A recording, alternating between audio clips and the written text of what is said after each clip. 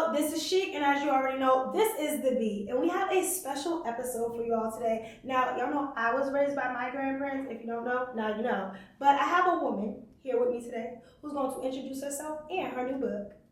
Yes, thank you so much for having me. Hey everybody, this is Adrienne Alexander Allen. I am the owner and founder of the IPY Agency Public Relations, but also now an author. And even though this is my first book, I think this book is the one that's way more personal for me. And so I'm excited to share it with all of you. Listen, I love it. Now, again, we know each other from the red carpets and events and your clients, but tell me more about who you are and like why you got into the spaces that you're in now and how you got to this book. Yes, and I think working on this book actually made me think a little more about who I am and what I'm doing. I work so hard for my clients, and I'm always in that space where, like you said, like we're out, we're about, and we're moving around, but I am also a wife, I am a mother, and I am a grandparent. I'm a grandmother 2 times over. Okay. And I am now currently raising my granddaughter. I've had her since she was 1, and that is because my daughter is incarcerated. Oh, wow. And so she was given 5 years. And so I've had my granddaughter, like a daughter because it's been, so I've had her since September of 2021. Wow. And so I think it took me all of this time to really find out and recognize what help looks like, what support looks like.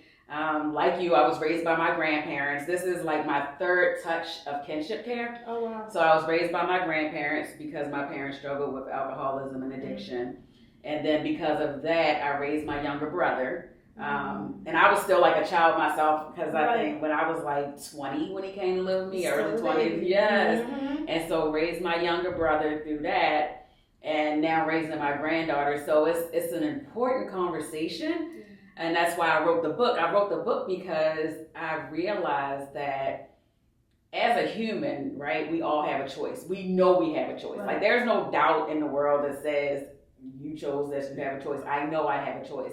However, as an individual who cares about family, who wants to know what's going on with your family, I did not have a choice when it came to my granddaughter.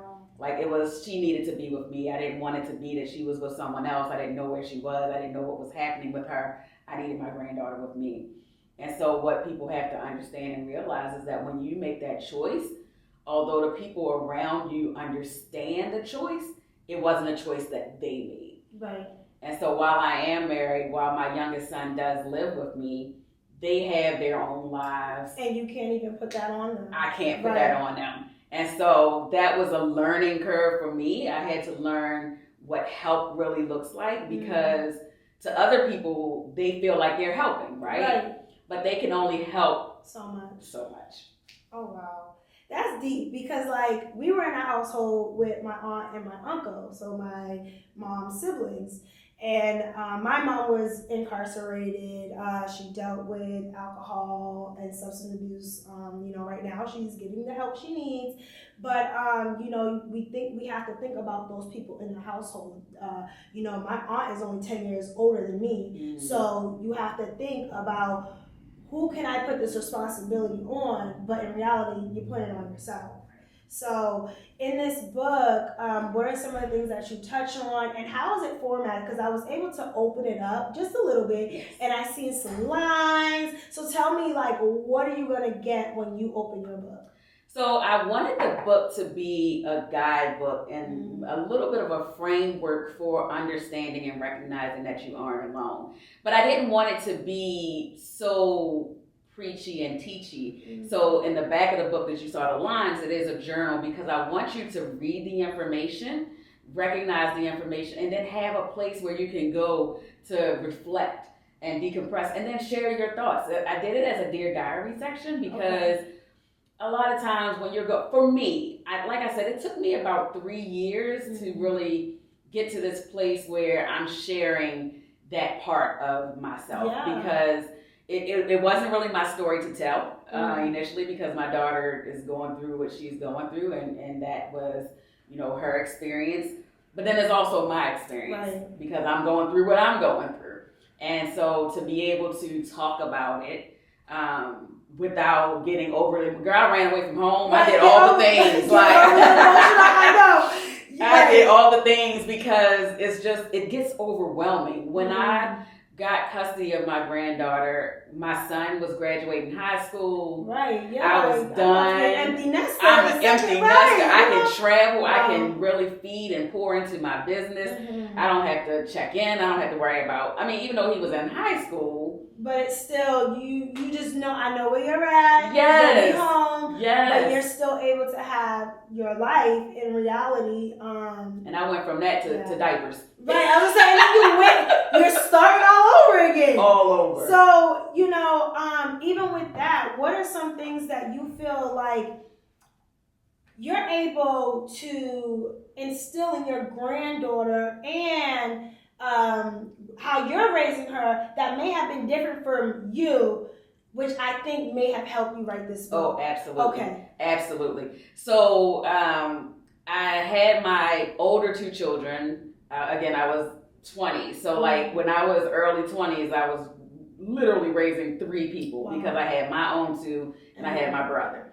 And so that was a struggle. It was a struggle. I really didn't know myself. I was one of them people in my 20s that was like, I still didn't know what I wanted to be when I grew up. Yeah. I think for me, the corner started turning. I was probably like 28, 30 when I went back to college. I got my degree, but it was still a struggle. It was still lonely times, learning. I apologized to my older 2 children, including my daughter, who, we bumped heads a lot because I think she had only girl syndrome. She was the middle child, so it was a lot going on with her.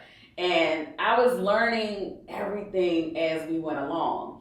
And so now that I've had those experiences and I'm in my business and I'm in this space of growth, oh my God, raising my granddaughter, it's amazing. It's amazing. I tell you, to be able to live life without struggle and inexperience is just a feeling that is worth it. It's worth it. And again, when I first got her, I had to go through those emotions of being angry, being frustrated, confused. Right. Like what am I going to do? What are we doing? Yes. When are you coming back? Because we heard over, when you come and get your kids? Yes. So we appreciate y'all. Thank you so much. Thank you. And so it is definitely different. Yeah. It's recognizably different that she doesn't have to want for anything. She doesn't have to struggle. But then also she get the old school grandma. You know what I mean? Listen, I'm going to raise my kids just like that too. I got an old soul. Yes. But I think that's something that we're missing today. Yes, absolutely. Absolutely. My granddaughter is the most respectful little girl. Everybody is Mr. and Mrs. or Miss. No first names. We don't do that around here. Listen. No thank you. Yes, please. All of the things. And I love that she can learn, from my experiences of learning. And so to your question, it's absolutely different. It's absolutely growth and faith-based. I love that. I feel like just speaking with you right now, and I'm gonna dive into the book too myself because I don't have kids yet, but I feel like again what you're saying can be used for any parent, possibly even younger women or men out there as well because there's a different perception now when it comes to raising kids. Yes. I have a niece and my sister's 22. Yeah. And my niece is only 8 months, but there's a lot of things that I know she's going to eventually have to learn on her own because we weren't raised in the same household. And the way she may have been raised is different from how I'm raised. So I'm like, I think anybody could probably take this book, okay? Yeah, and what I did also is when I was writing the book, I did reach out to individuals who were either raised by accidental parents or who are accidental parents themselves. So there are 4 testimonials in the book from people who, 2 from each. So 2 who were raised by their grandparents like us, and then 2 who are accidental parents like me. And so I wanted that, and that's when you ask about the book, I wanted it to be learning lessons, life lessons, learned experiences, and then, like I said, that Dear Diary, so that you can take what you learned or what you read and then really, really think on it and take notes and then share. Because again, like I said, there are some conversations that we just can't have with other people. I was going to say that reflection moment. Yes, with absolutely. Yourself. Yeah. I love that. Now, you also have an event coming up. Tell me how this event ties into the accidental parent. So it's twofold because September is Kinship Care Awareness Month. Okay. National Kinship Care Awareness Month. And then it's Grandparents Day. I'm excited for it. And a lot of people don't even know that there is an official Grandparents Day. And so when I was thinking about it, I was like launching this in Kinship Care Month. And then more importantly, on Grandparents Day, which is September the 8th. So we're doing Grandparents Day brunch and book launch. So there'll be food. We like to eat. We like to eat. And there'll be books we like to read. But I think it's because most times, although we have other individuals, absolutely, who stand in the gap with children, family, friends, aunts, siblings, for the most part, it's grandparents. Yeah. It's always grandparents. Not always, but for the most part, it's grandparents. And so we want to celebrate grandparents because grandparents mean so much to us. And so it's just, this book is for, when I highlighted it, it was for individuals standing in the gap with children who aren't theirs biologically due to addiction, incarceration, or tragedy. And those are the main reasons, right? I mean, other things happen, but for the most part, addiction, like, you and I, incarceration, my daughter, and then tragedy. There's so much gun violence and everything, and violence in the world that is leaving these children, I hate to use the word abandoned, but they're abandoned. They're orphaned. And they don't even understand it until later, like, oh, I was abandoned and this is why I do some of the things that I do. Yes. Or have the certain conversations that I have. So that's amazing. Thank you so much.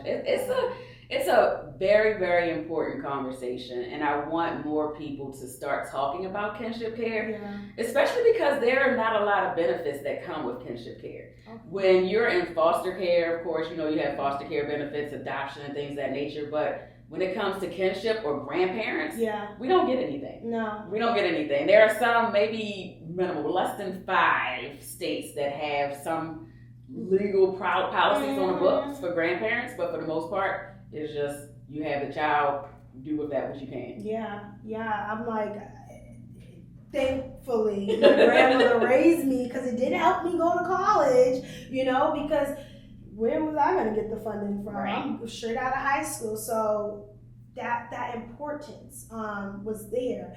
And then even just you and your husband, how do you feel that dynamic has came together in your union, being able to raise, a new child, a baby? Yes, and that was learning also, because respectfully, if you are not feeling supported or not feeling helped, you need to be able to say that in a way that does not feel like you're attacking them. And so for my husband and I, we had to have those conversations because, oh my God, loves Ava. Ava is Pop-Pop's girl, okay?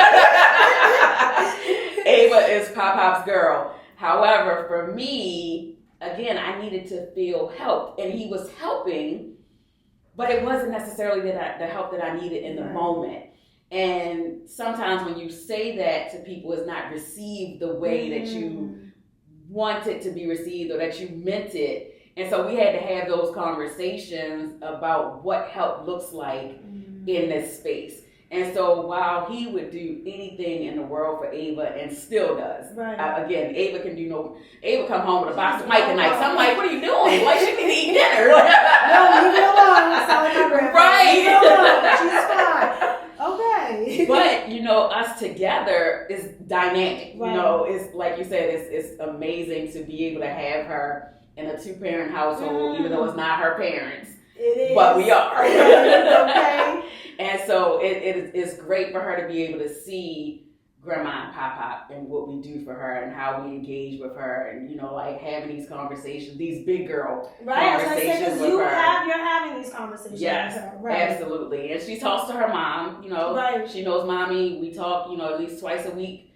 And it's just, even for her, I look at, because like I said, my daughter was definitely standoffish, a little bullheaded. She's a Taurus. She's a bullheaded Taurus girl. Okay. And so, you know, I saw a lot of that in Ava. We all did. You know, like early on, even though she was only a year and some change, we saw that she had a lot of my daughter's tendencies. And it has been amazing to be able to see her blossom. Okay. And go into her personality. And, you know, you have to think about it when you're in this situation, for anybody in this situation. Okay. You have to think about, this is for the child. Even though it's overwhelming and frustrating for us, you have to think about what a huge impact you're making on that child. And we see it. My husband and I, we see it. It used to be Ava would be the only child not smiling in pictures at the daycare, or, you know, she wouldn't say hi to anybody, or, you know, it was just, you see the behaviors. Yeah. And to see her now, I took her to her pediatrician. They're like, completely different child. Like, who is this little girl? Okay. So that's again, like with me and my sisters, we all have a different story. Like, my grandma will say, listen, I went and grabbed you about the shelter for me. My sister, my older sister, she just never left my grandparents. Okay. So like my mom, she lived in a house with them. She just disappeared and left my sister. Okay. And then you have my younger sister. We were like down south. You know, again, these aren't my stories to tell, but these are my sisters. Right. And we're down south, and all of a sudden, a baby's in the living room. And we're like, who's this baby? Right. This is your sister. When did mommy have a baby? Like, these are things that, you know, we had to adjust to, but also the tendencies. There were certain things that we were doing as we were getting older. Like, when my sister came, she was very timid and small. My grandma, she's a real full girl now, like, you know, and she's loud, and she will speak her mind. And granted, we are the product of our mom, but at the same time, we've grown, and they allowed that space for us to grow, and they allowed us, they gave us the tools that they may have tried to give our mom that she just didn't take, which is fine. Yeah. But they gave us certain tools that we were able to, you know, to use, and I'm grateful every day for them, and that's why I'm like, I had to have you here, because I think it's important. Even if you don't have grandparents or your parents in your life, have someone in your family that you know, again, you can help me in my time of need. And that doesn't mean monetary, y'all. Right. That could be mental. That could just be showing up, answering the phone. So, you know, it's just so amazing. You just don't know how you affect someone until you see it firsthand. And pouring into someone is free, to your point. Okay. Pouring into somebody, providing, being there, being a listening ear, being a shoulder. I think that so many people, and listen, this is going into a different conversation, but there are so many unhealed people walking around. You have traumatic experiences. My experience, I'm still healing from it. I'm still growing from it. I'm 50. Wow. And you look good. Oh, thank you. Listen, when you say that, kids, I'm like, she got kids. I would have never known. Okay. Yes. Wow. And, you know, both of my parents dealing with the things that they dealt with, you know, you have to learn from it. And there are unspoken, unseen things that come from trauma. Yeah. And those things are in your DNA, to your point. You know, like you had things from your mom, but the person who poured into you is what stuck. And those things may still be there, but the things that are showing up are the things that you got from your grandparents. And so for me, you know, I didn't touch alcohol for a long time.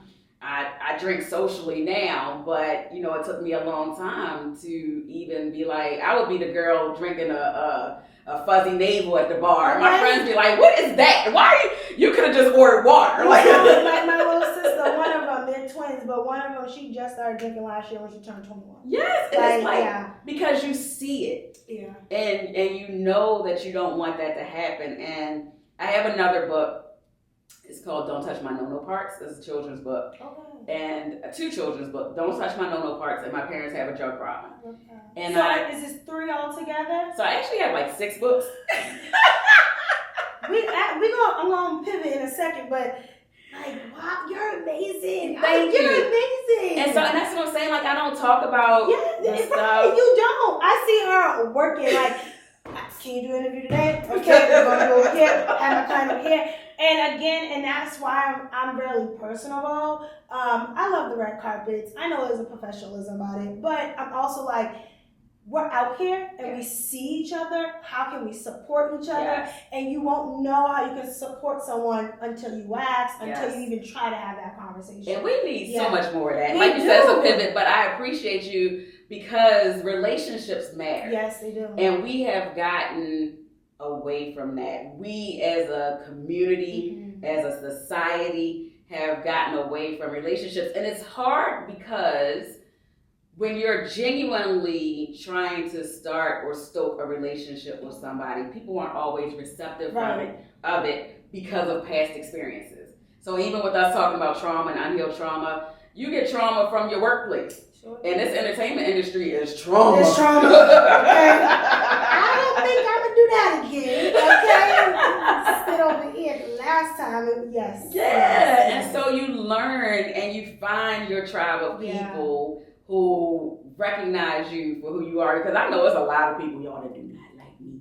But to your point, they just don't like the me that they see. Yeah. They don't know you. They don't know me. And that's okay, because you got to be mindful, too, who you let in. Yes. So I'm all about that and boundaries as well. Yes. But you have to have discernment and know, hopefully, if I'm coming wholeheartedly and my true self, this person will do that the same. We can't screen everybody. Right. So I totally understand that. Yeah. Yes. So that's why. So I really don't. That's why I also, when you asked earlier, you know, I'm being very.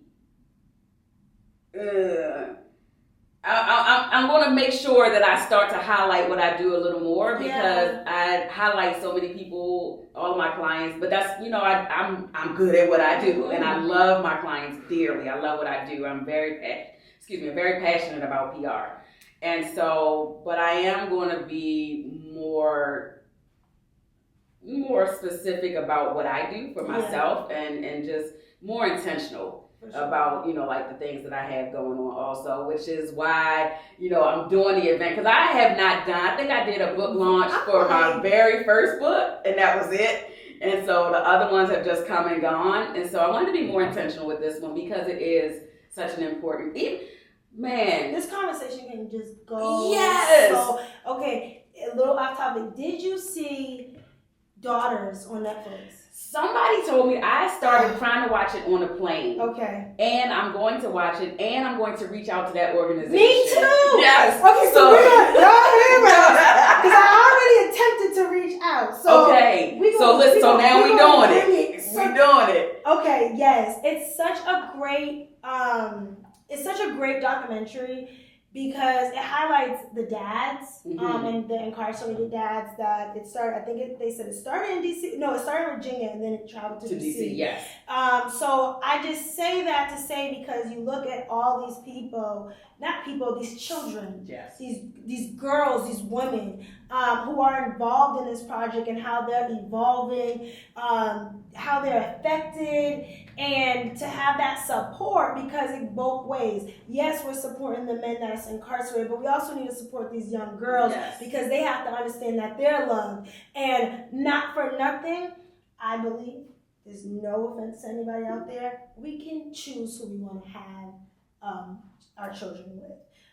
We can be a little bit more mindful of that because we have to be realistic. If something takes a turn, it's going to take a turn. Right. You know, it is, and that's the reality. And then you have to think about who is this going to affect in the long run. So I love that she's being that support that a lot of these young girls may just not even have. Yeah, so I definitely want to connect with. So we're gonna do that, y'all. Yeah. We're gonna do that. So once if I get in touch with them, then I'll bring you in. So because it is important. Yeah. You know, incarceration is a necessary evil. Mm-hmm. You know, because people do things and they have to be reprimanded for it. And so, you know, what they don't include in that is support. So I appreciate these organizations that are there for children. I think the first 2 years, so there is it's like Angel. There's an organization here I think I heard of it. Yeah, and so I received a gift in the mail for my granddaughter because I guess they go through the prisons and find out.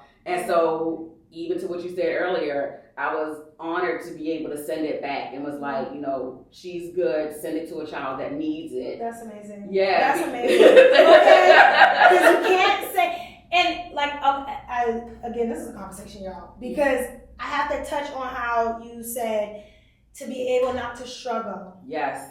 Like, I have friends, we all going through things.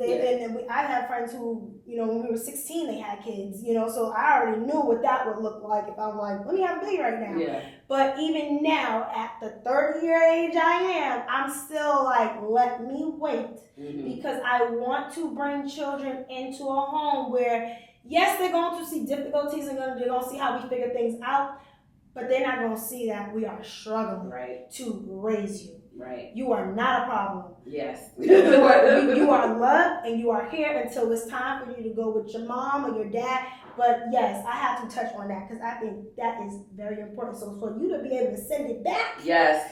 Okay. Oh, it feels amazing. And that, even for me, because I see these conversations on social media about, people kicking kids out or, people not like wanting children. There was a post that I saw the other day about, wanting children to struggle the same way you struggled. It's like, figure it out. I can't help you. Like my oldest son, love you.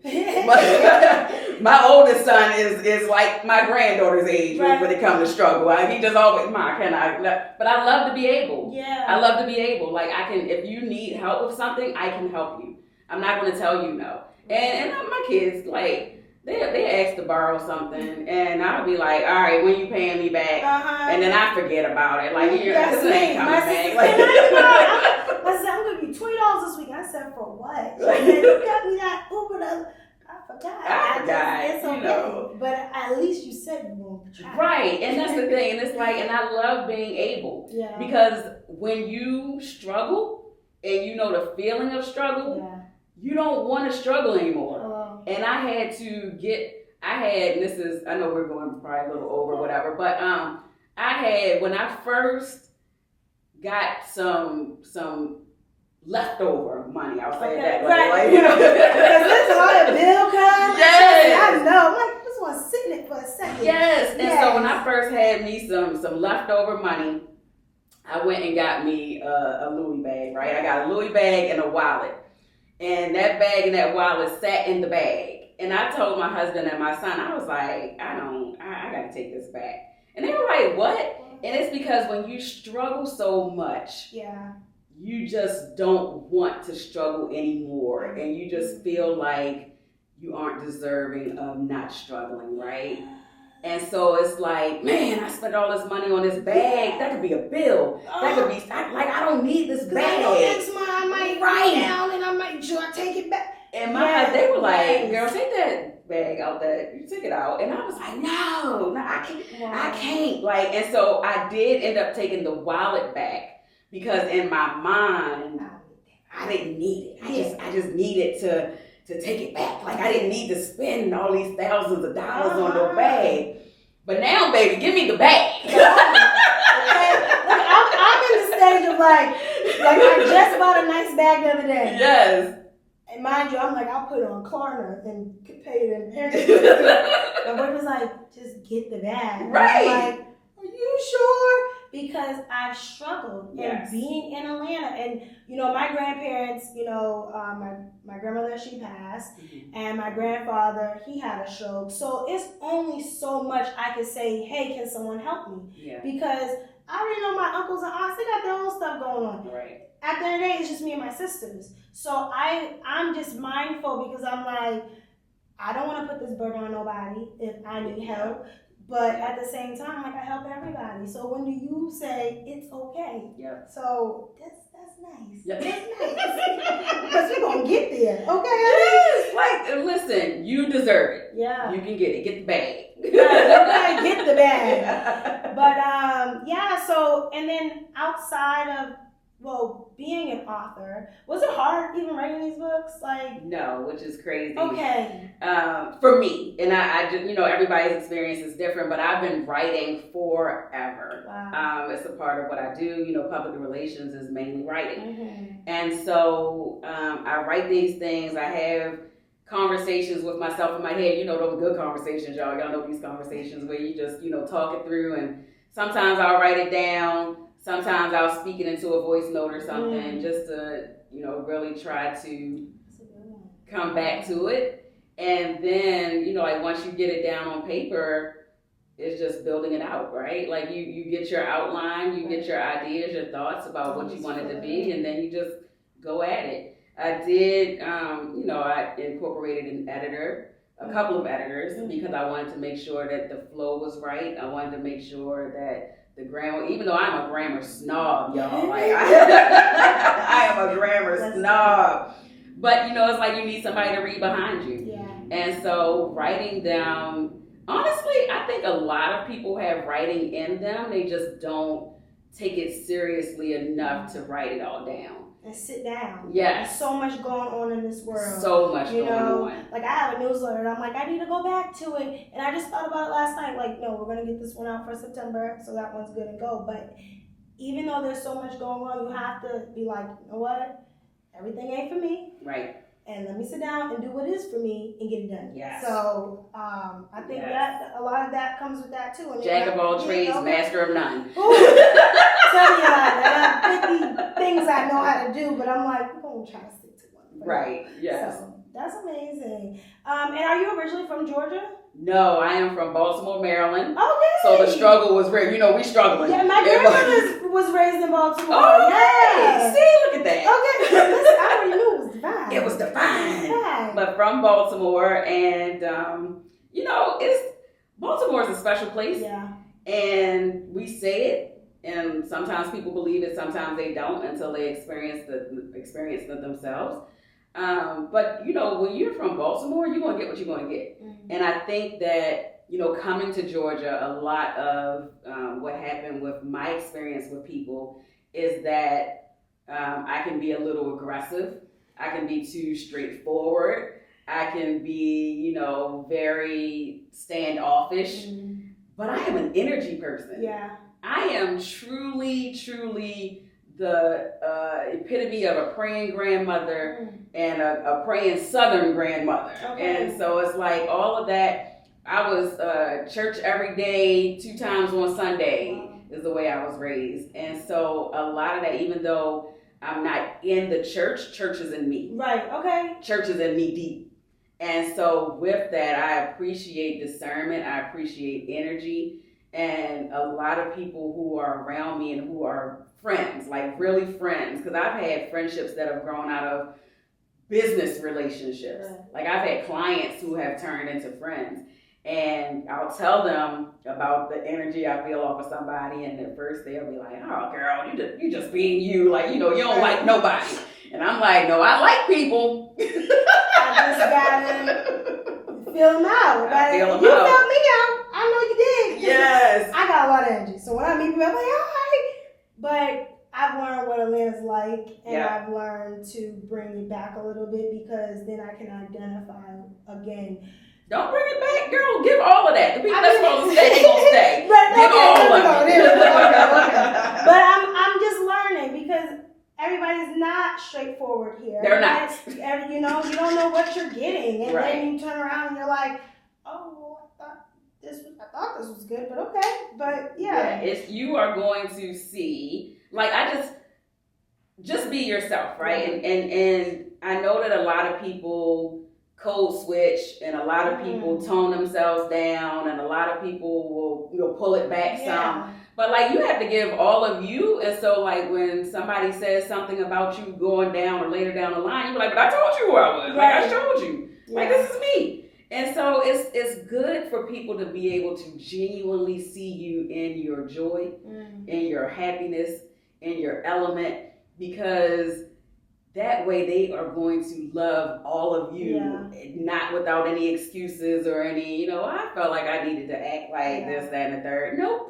You're going to get all this loudness. You're going to get all this. You're going to get all this aggression. Yes, you're going to get all this aggression. Yeah. I'm from Boston, so, it's like Baltimore, well, they say it's kind of north still. Yes. But it's still got the southern. That's why I love it, because my family dynamic is like, yeah, we live in Boston, but they're so southern. and we're aggressive and we're loud. And that's how I kind of navigated in this space. Like, I knew what I wanted to do. I knew I wanted to talk to people. I knew I wanted to connect with people.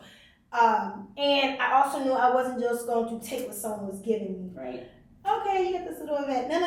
I want that one over there. You come over in that one too. Right. And I'll be at the gate. If I gotta sneak in, I will. But we've been better with being in RCPs now. But before, we are sneaking in. Listen, that's what you gotta do. Okay. That's what you gotta do. As long as you are consistent and you are a person of your word, your personality and everything else is not, that's second to making sure that you keep your word and that you are consistent in what you do. And before we go, what's the main thing?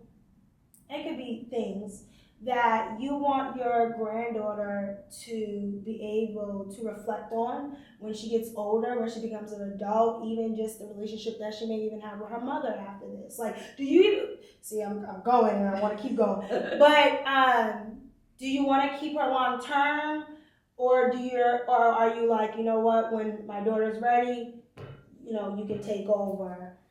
So that is a conversation, because I want to make sure, and this is being very transparent, moment of honesty, I don't feel like my daughter's learned anything yet. I'm not getting that feeling from her.